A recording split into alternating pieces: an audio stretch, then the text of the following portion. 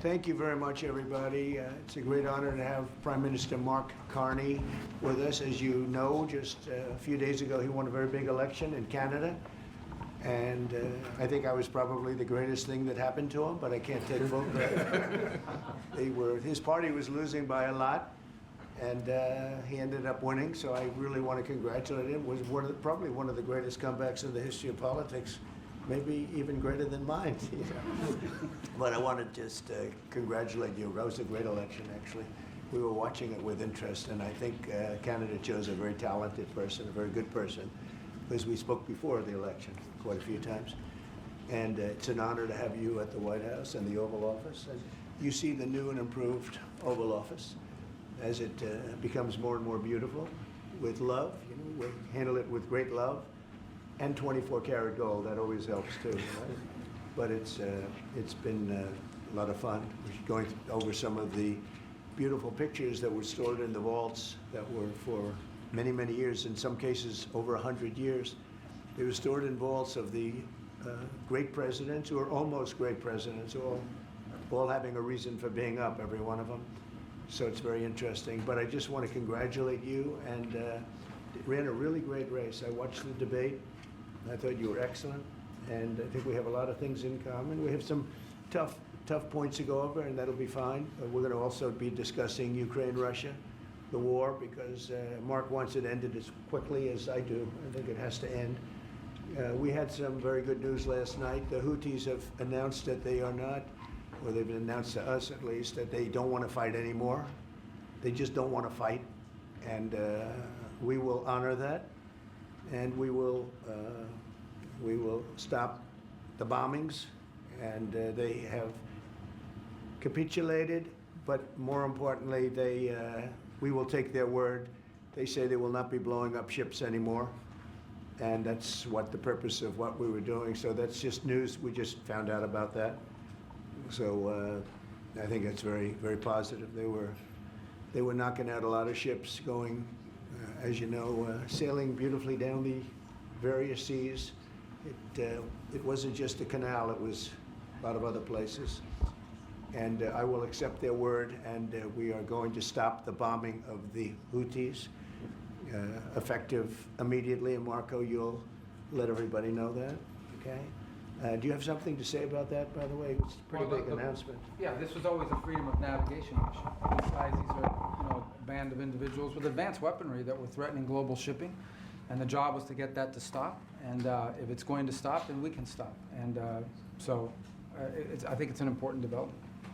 And we'll have maybe before we're going to, as you know, the Middle East, Saudi Arabia, we're going to UAE and Qatar. And that'll be, I guess, Monday night. Some of you are coming with us. I think before then we're going to have a very, very big announcement to make, like as big as it gets. And I won't tell you on what. But it's going to, and it's very positive. I'd tell you if it was negative or positive. I can't keep that out. It is really, really positive. And that announcement will be made either Thursday or Friday or Monday before we leave. But it'll be one of the most important announcements that have been made in many years about a certain subject, very important subject. So you'll all be here. Mark, would you like to say a few words? Well, thank you, Mr. President. I'm on the edge of my seat, actually, for the big announcement. But thank you for your hospitality and above all for your leadership. You're a transformational president, focus on the economy with a relentless focus on the American worker, securing your borders, ending the scourge of fentanyl and other opioids, and securing the world. And I've been elected with my colleagues here, with the help of my colleagues here. I'm going to spread the credit to transform Canada with a similar focus on the economy, securing our borders, again on fentanyl, much greater focus on defense and security, securing the Arctic and developing the Arctic. And the history of Canada and the U.S. is we're stronger when we work together, and there's many opportunities to work together. And I look forward to, addressing some of those issues that we have, but also finding those areas of mutual cooperation so we can go forward. That's great. Very nice. Thank you very much. It's a very nice statement. Mr. President, Anybody? Mr. President, is USMCA dead? No, it was actually very effective, and it's still very effective, but people have to follow it. So, that's been a problem. People haven't followed it. But it was a transitional step a little bit, and as you know, it terminates fairly shortly. It gets renegotiated very shortly. But I thought it was a very positive step from NAFTA. NAFTA was the worst trade deal in the history of our country, probably in the history of the world. And this was a transitional deal, and we'll see what happens. We're going to be starting to possibly renegotiate that if it's even necessary. I don't know that it's necessary anymore, but it served a very good purpose. And the biggest purpose it served is we got rid of NAFTA. NAFTA was a very unfair deal for the United States. Very, very terrible deal. It should have never been made. It was made many years ago, but it should have never been made. Mr. President, close to Canada and the United States. Would you like to see your first trade deal be with Canada, our neighbors in the world? I would love that. Look, I have a lot of respect for this man, and I watched him come up, in a sense, through the ranks when he wasn't given much of a chance, and he ran a really great campaign. He did a really great debate. I think that debate was very helpful. I was going to raise my hand. I don't know if that's good or bad. I shouldn't say that. That might hurt you. But no, he ran a really great election, I thought. And yeah, something could happen. Something could happen. Yeah, please. What's the top concession you want out of Canada? The top concession you want out of Canada? Concession? Yes, Friendship. but that's not a concession. No, we're going to be friends with Canada. Regardless of anything, we're going to be friends with Canada. Canada is a very special place to me. I know so many people that live in Canada. My parents had relatives that lived in Canada, my mother in particular. And I love Canada. I have a lot of respect for the Canadians. Wayne Gretzky, I mean, how good, the great one. You happen to have a very, very good hockey player right here on the Capitals, who I have a lot of. He is a big, tough cookie too. Just broke the record, and he's a great guy. And we had the team here, and I got to know a lot of the players. But now Canada is a very special place. Yeah, please. Mr. President, and Mr. Prime Minister, I'd like to get your response to this too. But Mr. President, you had said that Canada should become the 51st state. Were you joking? No. Well, I still believe that, but it takes two to tango, right? But no, I do. I mean, I believe it would be a massive tax cut for the Canadian citizens. You get free military, you get tremendous medical cares and other things. There would be a lot of advantages, but it would be a massive tax cut. And it's also a beautiful, as a real estate developer, I'm a real estate developer at heart. When you get rid of that artificially drawn line, somebody drew that line many years ago with like a ruler, just a straight line right across the top of the country. When you look at that beautiful formation when it's together, I'm a very artistic person, but when I looked at that beauty, I said that's the way it was meant to be. But I do feel it's much better for Canada, but we're not going to be discussing that unless somebody wants to discuss it. I think that there are tremendous benefits to the Canadian citizens, tremendously lower taxes, free military, which honestly we give you essentially anyway because we're protecting Canada if you ever had a problem. But I think it would really be a wonderful marriage because it's two places that get along very well. They like each other a lot. Well, if I may, as you know from real estate, there are some places that are never for sale. That's true. We're sitting in one right now, Buckingham Palace that you visited as well. That's true. And having met with the owners of Canada over the course of the campaign last several months, it's not for sale, won't be for sale ever. But the opportunity is in the partnership and what we can build together. We have done that in the past, and part of that, as the President just said, is with respect to our own security. And my government is committed for a step change in our investment in Canadian security and our partnership, and I'll say this as well, that the President has revitalized international security, revitalized NATO, and us playing our full weight in NATO, and that will be part of it. True. And they have, I must say, Canada is stepping up the military participation because Mark knew, you know, they were low, and now they're stepping it up, and that's a very important thing. But never say never. Never say never. What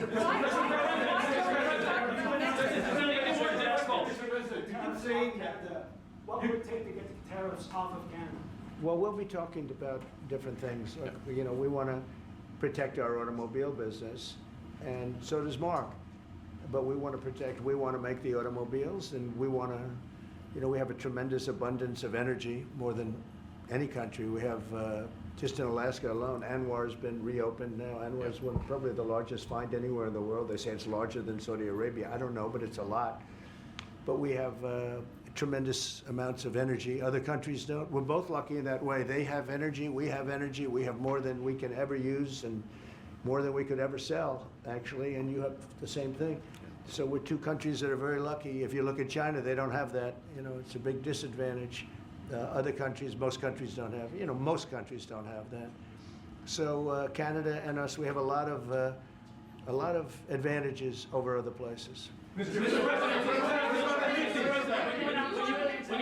When you consider what Mr. Carney just said, that Canada is not for sale, does this make the discussion a little more difficult to start on? No, not at all. No, not at all. No, time will tell. It's only time. But I say, never say never. I've had many, many things that were not doable, and they ended up being doable, and only doable in a very friendly way. But if it's to everybody's benefit, you know, Canada loves us and we love Canada. That's, I think, the number one thing that's important. But we'll see. I mean, over time, we'll see what happens. Mr. President, China. I was hoping you could clarify something. Earlier this morning on Capitol Hill, Secretary Bessent said that there had been no negotiations yet with China. You have said something different. Can you clarify? They want to meet, and they're doing no business right now. And those ships are turning around in the Pacific Ocean. Big turn, those are big ships. Those ships take about 10 miles to turn.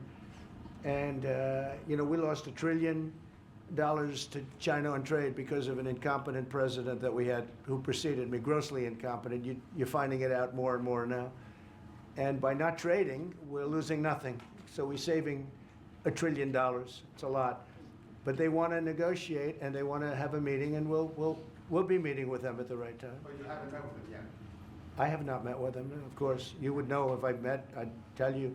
They want to meet, but, you know, we are right now, look, they're suffering greatly. Their economy is suffering greatly because they're not doing trade with the U.S., and they made most of their money off the U.S. Don't kid yourself. They don't make the money off other countries like this. And they were making, we had a trade imbalance, we had a deficit, or they had a surplus, another way of saying it, of more than $1 trillion.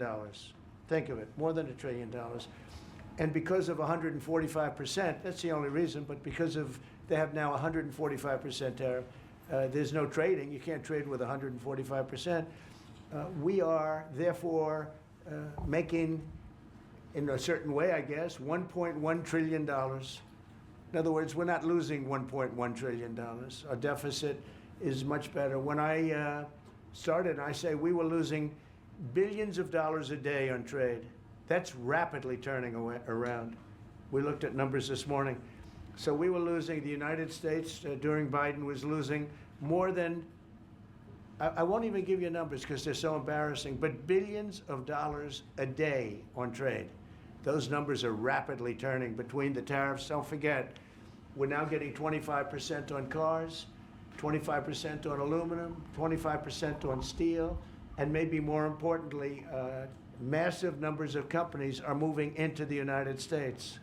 Honda, we have tremendous, the car companies are moving in at levels we've never seen before.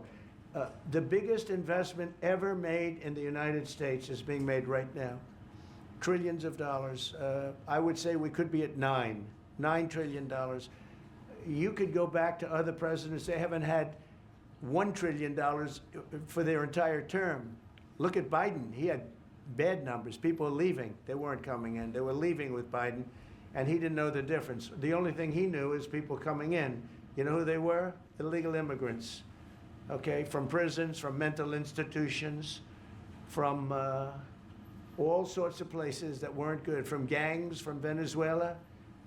They were coming in and they were criminals and murderers. 11,888 people that murdered, and at least half of them murdered more than one person. This is what Biden led into our country. I'm bringing in big companies. We have Apple is investing $500 billion. We have Jensen, as you know, is going to be 500 biggest chip maker, or chip thinker, I call him. He's really a thinker more than a maker. But we also have the maker, Mr. Wei. I get to know them all in the last, it was a cram course, but they're all moving into America because of the tariffs. And I don't think people have appreciated it. Some people do, some of the smart people do. So we have more money coming in. It's really an amazing thing. We have more money being invested in the United States now than at any time ever before in our history, and it's not even close. And I think the real number could be 9 or 10 trillion. We don't know everybody that's doing it. We have many. I just heard about a plant that's being built right now, a very, very top of the line company, and they didn't come to the White House. They're just doing it because they're making it, because if they build here, there are no tariffs. And this is the big market. This is the market. That sets us apart from it. This is the market where everyone wants to be. Now, if I didn't come here and do this, all of a sudden we wouldn't be the market where everyone wants to be. So we're able to do it in time. But we're going to have a great announcement. And I'm not necessarily saying it's on trade. Going to the beginning, we're going to have a great announcement over the next few days, an announcement that will be so incredible, so positive. And I'm not saying, I don't want you to think it's necessarily on trade. Just to finish, we also have a situation, because everyone says, when are you going to sign deals? We don't have to sign deals. We could sign 25 deals right now, Howard, if we wanted. We don't have to sign deals. They have to sign deals with us. They want a piece of our market. We don't want a piece of their market. We don't care about their market. They want a piece of our market. So we can just sit down, and I'll do this at some point over the next 2 weeks, and I'll sit with Howard and Scott and with our great vice president, who has done a really good job. We have some good news to report on a lot of fronts, but JD will be there, and Marco, and we're going to sit down and we're going to put very fair numbers down, and we're going to say, here's what this country, what we want, and congratulations, we have a deal. And they'll either say, great, and they'll start shopping, or they'll say, not good, we're not going to do it. And I said, that's okay, you don't have to shop. Now, we may think, well, they have a right, you know, that maybe we were a little bit wrong, so we'll adjust it. And then you people will say, oh, it's so chaotic. No, we're flexible. But we'll sit down, and we'll, at some point, in some cases, we'll sign some deals. It's much less important than what I'm talking about. For the most part, we're just going to put down a number and say, this is what you're going to pay to shop. And it's going to be a very fair number. It'll be a low number. We're not looking to hurt countries. We want to help countries. We want to be friendly with countries. But you keep writing about deals. When are we going to sign? When? It's very simple. We're going to say, in some cases, we want you to open up your country. In some cases, we want you to drop your tariffs. I mean, India, as an example, is one of the highest tariffs in the world. We're not going to put up with that. And they've agreed already to drop it. They'll drop it to nothing. They've already agreed. They would have never done that for anybody else but me. So we're going to put down some numbers, and we're going to say our country is open for business. And they're going to come in, and they're going to pay for the privilege of being able to shop in the United States of America. It's very simple. It's very simple. So I wish they'd keep, stop asking, how many deals are you signing this week? Because one day we'll come and we'll give you 100 deals. And they don't have to sign. All they have to do is say, oh, we'll start sending our ships right now to pick up whatever we want or to bring whatever we want. It's very, very simple. And I think my people haven't made it clear. We will sign some deals, but much bigger than that is we're going to put down the price that people are going to have to pay to shop in the United States. Think of us as a super luxury store, a store that has the goods. You're going to come and you're going to pay a price, and we're going to give you a very good price. We're going to make very good deals, and in some cases we'll adjust. But that's where it is. And we've been ripped off by everybody for 50 years, and we're just not going to do that anymore. We can't do that. And we can't let any country do that to us. We're just not going to do it anymore. On the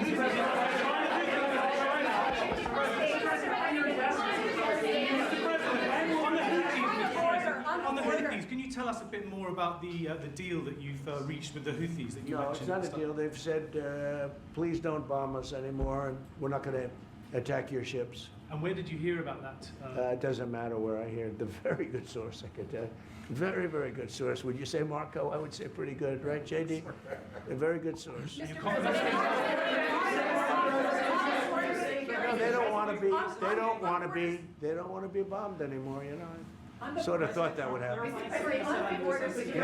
behind you, please. Clarifying something you said on USMCA, is the U.S. prepared to walk away from that pact? For what fact? USMCA. No. It's fine. It's there. It's good.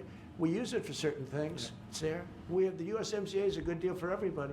I won't say this about Mark, but I didn't like his predecessor. I didn't like a person that worked for. She was terrible. Actually, she was a terrible person, and she really hurt that deal very badly because she tried to take advantage of the deal and she didn't get away with it.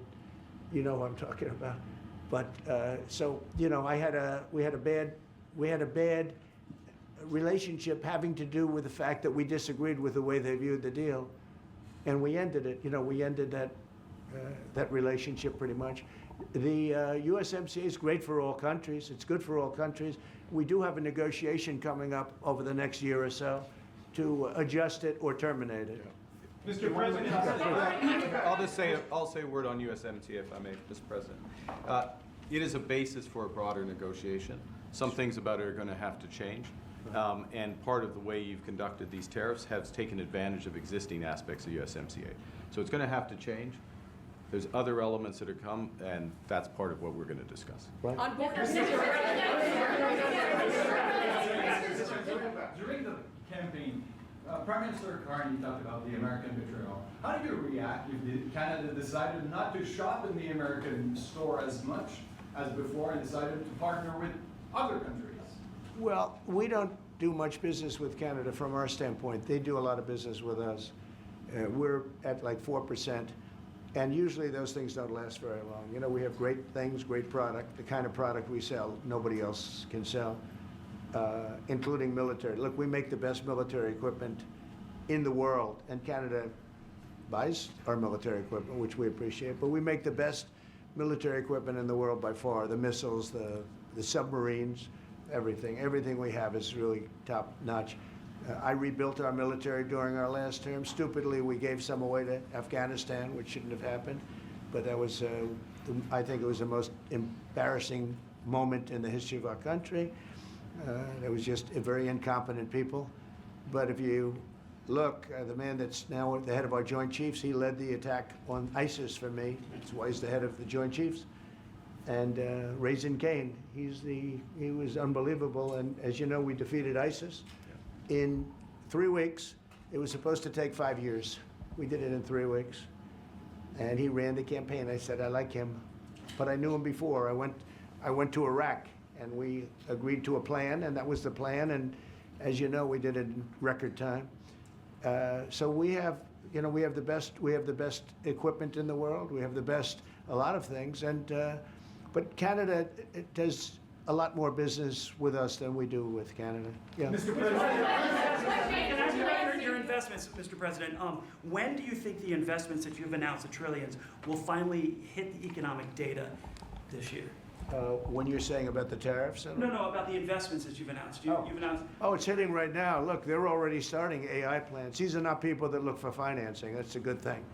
You know, in real estate, you get a site, then you have to look for financing, you have to get your zoning, 5 years later you start building, you get a bank, then the bank's no good. These people have massive amounts of cash. The CHIPS Act was a ridiculous thing because that doesn't get them to build. All we did is hand very wealthy companies money. The CHIPS Act that was done by Biden. Billions, we give them billions of dollars. They don't even have to do anything with it. And then if you weren't, if you didn't have, and I don't want to be a wise guy, but if you didn't go with the DEI, if you didn't go with all of the different things, woke, if you weren't woke, you couldn't even use the money. You had to have a certain percentage of this and that and that and that. It's impossible to have. The companies actually complained to me. They say they gave me all this money, but nobody can get these people to do anything. I mean, look, President Obama, and if he wanted help, I'd give him help because I'm a really good builder and I build on time, on budget. He's building his library in Chicago. It's a disaster. And he said something to the effect, I only want DEI, I only want woke. He wants woke people to build it. Well, he got woke people, and they have massive cost overruns. The job is stopped. I don't know, it's a disaster. And I don't like that happening because I think it's bad for the presidency that a thing like that should happen. He's got a library that's a disaster. And he wanted to be very politically correct, and he didn't use good, hard, tough, mean construction workers that I love, Marco. I love those construction workers. But he didn't want construction workers. He wanted people that like never did it before, and he's got a disaster in his hands. Like millions of dollars, really many millions of dollars over budget. And I would love to help him with it, or somebody else. I could recommend professionals. But it was not built in a professional manner. By the way, nor was in California a little train going from San Francisco to Los Angeles that's being run by Gavin Newsom, the governor of California. Did you ever hear of Gavin Newsom? He has got, that train is the worst cost overrun I've ever seen. It's like totally out of control. So then they said, all right, we won't go into San Francisco. We'll stop 25 miles short. And we won't go into Los Angeles. We'll stop 25 miles short. It's hundreds of billions of dollars for this stupid project that should have never been built. And then they realized that it would have been a lot less costly if we just gave limousine service back and forth and gave it free. They would have saved hundreds of billions of dollars. They have airplanes that go there for one 1/100th the cost, and they have cars. They have a thing called the highway that goes back and forth. It's not fully utilized. And they got involved with this project. And Gavin, you know, I always liked Gavin. I had a good relationship with him.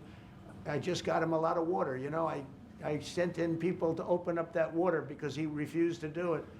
And we just got him a lot of water. If they would have had that water, and if they would have done what I said to do, they wouldn't have had the fires in Los Angeles. Those fires would have been put out very quickly. But if you think about it, and you got to take a look at this project, it's the worst cost overrun I've ever seen. I've watched a lot of stupid people build a lot of stupid things, but that's the worst cost overrun I've ever seen, what's happening between San Francisco and Los Angeles. And you ought to ask about that because this government is not going to pay. I told our very great new Secretary of Transportation, he's doing a good job, Sean Duffy, I said, we're not going to pay for that thing. They are just, it's out of control. This is something that you don't have things like this. It's not even conceivable. Like 30 times over budget, 30 times. It's the craziest thing and now it's hundreds of, it was supposed to be a simple train. And I think the media should take a look at it. And I'd love him to run for president on the other side, you know, I'd love to see that. But I don't think he's going to be running because that one project alone, well, that and the fires and a lot of other things, pretty much put him out of the race. Mr. President, what changes would you like to see to the USMCA? Or what changes would you like to make? We're going to work on some subtle changes, maybe. I don't even know if we're going to be dealing with the USMCA. We're dealing more with concepts right now. Look, right now, we're doing trade. We have trade. They're paying a tariff on cars and steel and aluminum. And I think we have a baseline of 10% or something like that for the tariffs. But we're getting along very well. Right now, going no further, but we have an agreement. We did something with even parts. You want to discuss that, Howard, with respect to Canada, which helps Canada out? Sure. So we've made an arrangement with the car companies that 15% of their USMCA parts are included, and then 15% of foreign parts from the manufactured suggested retail price are not tariffed to help domestic manufacturing really thrive. So it gave them a chance to be able to build their car parts factories if they're going to. A lot of these companies already have factories, and what they have to do is just fill them out. But they're able to build them in the United States, so we gave them a pretty substantial period of time. Just to clarify, Mr. President, is there anything the Prime Minister can say to you today to change your mind on tariffing Canada? Tariffing cars?